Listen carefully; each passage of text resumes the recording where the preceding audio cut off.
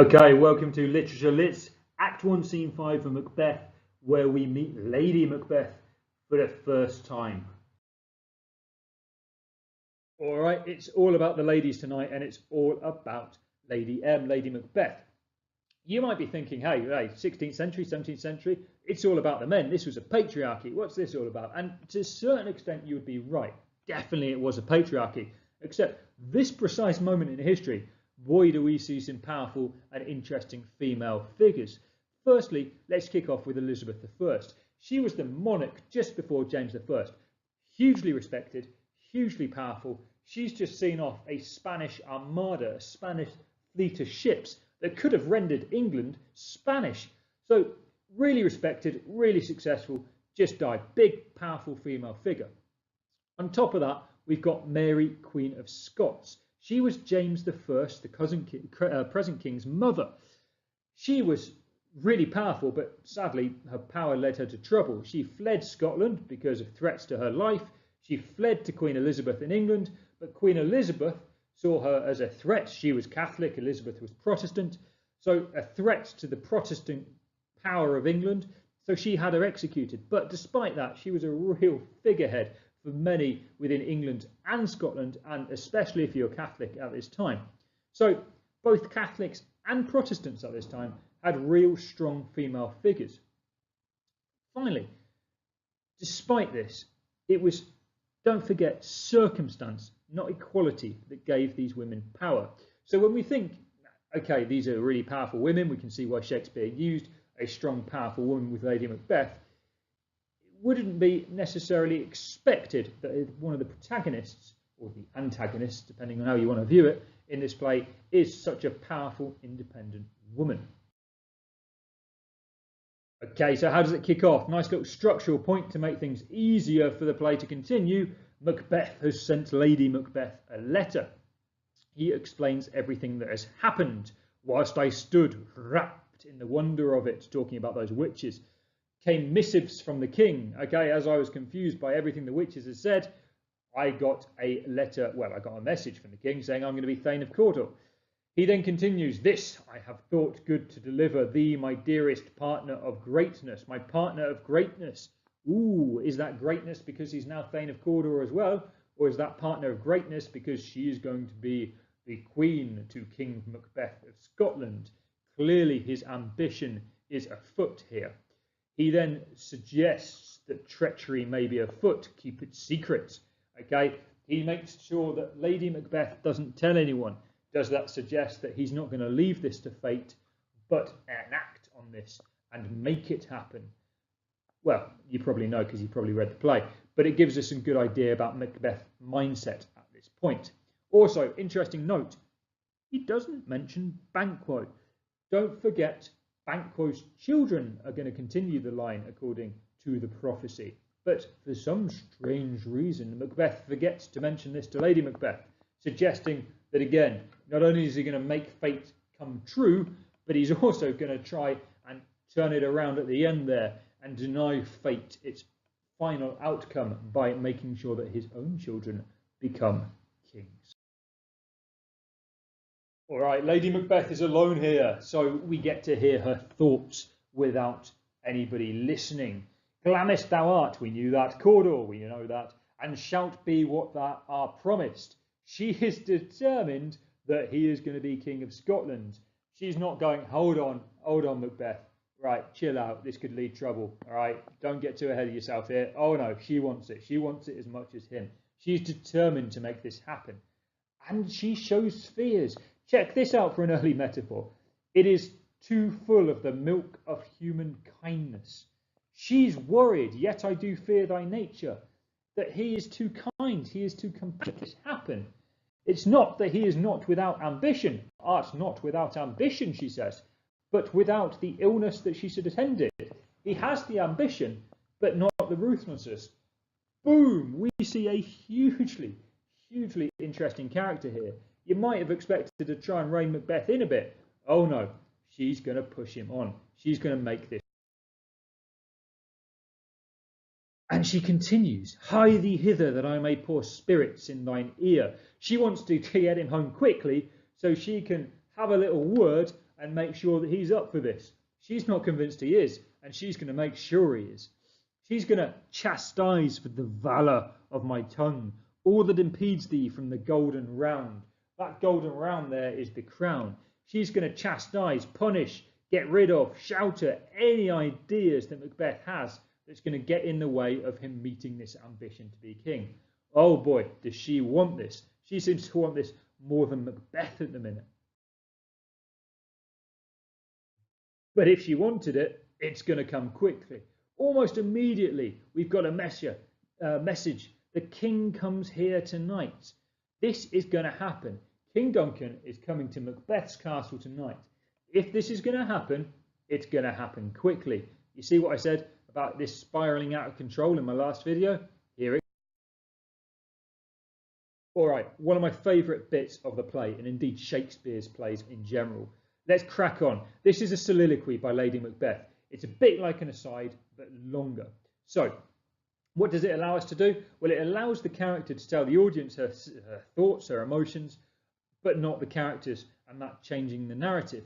The difference between a soliloquy and an aside, well, a soliloquy is longer, so we get to hear not just an immediate emotional reaction, but some deeper innermost thoughts. And boy, does Lady Macbeth do it. I've got the whole soliloquy on this page, because you just can't split up this. It's just absolute class. It's a piece of work. So you need to see it in its entirety.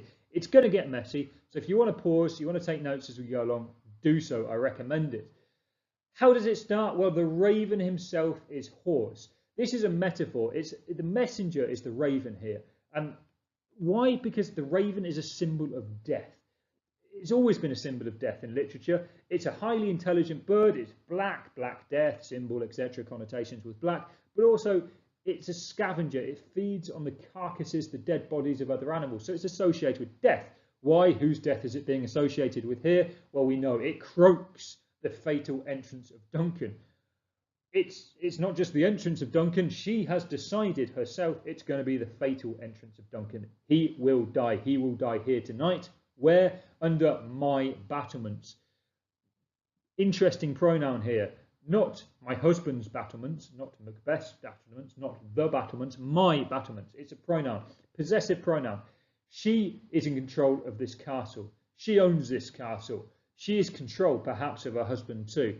But really interesting use of the pronoun here by by Shakespeare. What continues then? Well, she's going to start speaking to the spirits. We've got obviously witchcraft, the supernatural as a theme throughout this play. It's not just with the witches themselves. Lady Macbeth here is calling the evil spirits to unsex her, remove her femininity, remove her kindness, her remorse, the guilt that she might feel. I'm not suggesting this is what femininity should stand for today, but in the way Shakespeare's portraying it here, or indeed Lady Macbeth is, she is suggesting that it stands for these things. So she's saying, get rid of my femininity, get rid of my kindness, get rid of any emotions that may stop me from making this happen. She goes further, fill me from the crown to the toe top full of direst cruelty. She wants them to fill her entire body with evil. Make thick my blood, stop up the access and passage of remorse. She wants these spirits to make her blood thick so it stops guilt flowing through her body and possibly tears flowing out of it. So a real command of what she's wanting. She wants to be evil, and she wants them to unsex her, to give her the ability to be evil. She continues with a great image of femininity, breastfeeding, breast milk, her woman's breasts. She says, come to my women's breasts and take my milk for gall. Replace the milk in my breasts and replace it with poison. So a real image of femininity being replaced with an image of evilness. All of this is powerful imagery which shows Lady Macbeth's intentions and her mindset. We also have some alliteration, the murdering ministers, wherever in your sightless substances, these murdering spirits, wherever they may be in their mist that we can't see them. So we've got some wonderful, powerful imagery, we've got some wonderful alliteration, and boy, do we have some evil going on here. We've also got some pathetic fallacy. She asked them to make thick the night, make it dark with the dunnest smoke of hell, so that heaven itself will not see what she's about to enact. And she finishes it off with to cry, hold, hold. She's breaking the rhythm here of this kind of trance-like state and finishing this scene. So let's just go over that from top to bottom once more, because look at this page now. There's so much going on. We've got the metaphor of the raven symbolising evil at the start. We've got Duncan will die. It's the fatal entrance of Duncan. We've got the pronoun my. It's my battlements. She's in control here. We've got come you spirits. She's calling the spirits to do what? To remove her femininity. Unsex me here. She pushes on to give her evil from the crown to the top tool foe of direst cruelty. She's going to make the blood thick so she doesn't have any guilt flowing through her body. We've got the image of femininity, her breast milk being changed for poison. And then we've got the alliteration and the pathetic fallacy moving on from this. We have a huge, huge amount of language, a huge, huge amount of stuff going on here for you to take out bit by bit. My analysis can't do it justice. Go through it yourself. Think about what all of these are suggesting. Think about it in the context of the play, because this is a cracking, cracking soliloquy that tells us a real powerful female character is about to get involved in this play. All right, who should rock up but Macbeth himself? And Lady Macbeth greets him with great glamis, worthy Corlor, greater than both, by the all hail hereafter. Now this eerily is quite similar to that of the witches and the way they greet him in Act 1, Scene 3, yes? All right, so we've got the structure and rhythm parallel to the witches. Now this is eerie because 1, Lady Macbeth wasn't there, and 2, Macbeth never said anything like this in his letter. So for some reason she's mimicking the witches without ever having heard them, suggesting the supernatural may be going on here, perhaps. We also have the conversation, what's going to happen, blah, blah, blah, but at the end we see Lady Macbeth's intentions very clearly. Oh, never shall sunset tomorrow see. She is clearly suggesting that Duncan should never see tomorrow morning. We know what she's got in store for him. All right, so she continues. Your face, my Thane, is a book where men may read strange matters.